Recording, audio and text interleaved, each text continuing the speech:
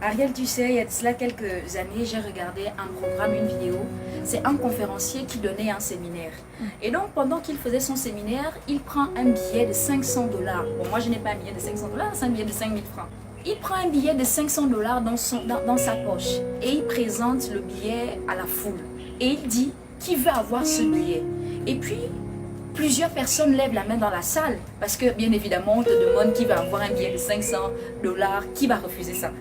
Et donc, le conférencier demande à son auditoire qui veut avoir ce billet. Donc, plusieurs personnes lèvent la main.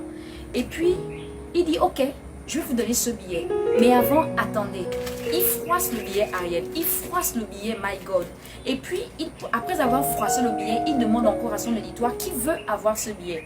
Et puis, choqué, les personnes dans la salle continuent de lever la main. Et puis, il dit, ok, comme vous voulez encore ce billet, attendez, je vais encore faire quelque chose. À elle file, il jette le billet par terre, il piétine le billet.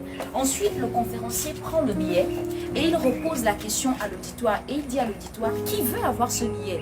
Choqué, le conférencier se rend compte que plusieurs personnes continuent de lever la main parce que les gens veulent obtenir le billet de 500 dollars. Et puis le conférencier dit, ok, comme vous voulez encore ce billet, voilà ce que je vais faire. Il prend le billet, il crache dessus, il met de la salive. Et puis, il froisse encore le billet. Le conférencier pensait que, comme il a craché dessus, les gens ne voudront pas prendre le billet. Donc, le conférencier, il demande encore à son auditoire qui veut avoir ce billet.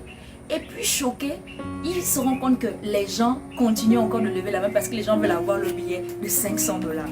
C'est comme ça que le conférencier dit à la foule, mes amis, vous venez de comprendre un enseignement profond. Quel que soit ce que je fais avec ce billet, vous voulez toujours l'avoir. Vous savez pourquoi? Parce que sa valeur n'a pas changé. Et là, mes yeux se sont ouverts. Je me suis rendu compte que quelles que soient les situations par lesquelles nous passons, on te crache dessus. On dit des choses négatives sur toi. Tu passes par une situation de crise, tu perds un parent, tu perds un travail, tu es licencié. Quelles que soient les situations par lesquelles tu passes, maman, ces situations ne peuvent pas changer ta valeur. Parce que ta valeur ne dépend pas de ce que tu fais. Notre essence ne tire pas sa source dans ce que nous faisons. Là, je me suis rendu compte que my God, parfois les situations veulent nous faire croire que nous ne sommes plus rien parce que nous sommes au plus bas.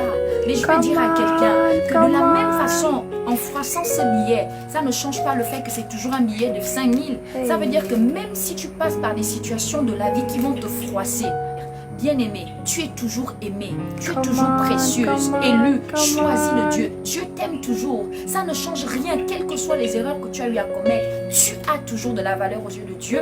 Tu as toujours de la valeur. Ne permets à personne de remettre en cause ta valeur parce que tu ne fais pas bien ou parce que tu ne fais pas assez bien. Ta valeur ne se trouve pas dans ce que tu fais. Ta valeur est déterminée par Dieu. Tu es choisie, tu es aimée, tu es précieuse. Je suis aimée de Dieu, tu es aimée de Dieu, nous sommes aimés de Dieu. Ce n'est pas un débat, ce n'est pas un débat. Tu le veux, tu ne le veux pas. Je sais que je suis aimée de Dieu. Je t'encourage à prendre conscience que tu es aimée de Dieu, tu as de la valeur. Que Dieu vous bénisse.